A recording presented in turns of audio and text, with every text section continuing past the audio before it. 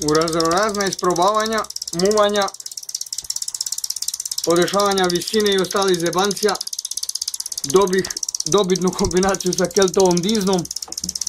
Znači morao sam 3 da zapušim, jedna radi, da dobijem znači krupniju sačmu od 3 mm. Ali da bude pravilno. I evo je dizna radi, punim kapacitetom konačno i daje dobru sačmu. To je to. Uz velike muke i napora, ali konačno dobitna kombinacija. I ide relativno brzo. Znači evo je ta malo, to je ta krupna pravilna sačma. A ovo su jedno 20 kg eksperimentalne. Ima razno raznih oblika. To je to.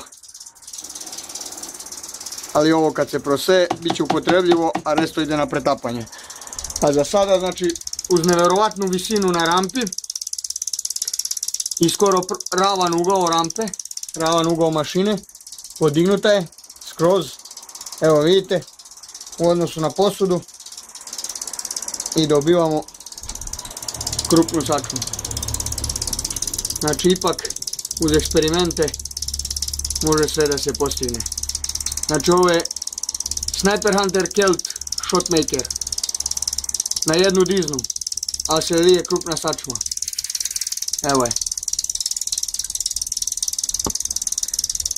Super stvar. Krupna sačma 3,5 mm 4. Evo je. To je to. Svaka čast, znači, Keltu za iskustvo. Znači Shotmaker na jednu diznu i šljaka bez greške. Znači krupna sačma 4 mm.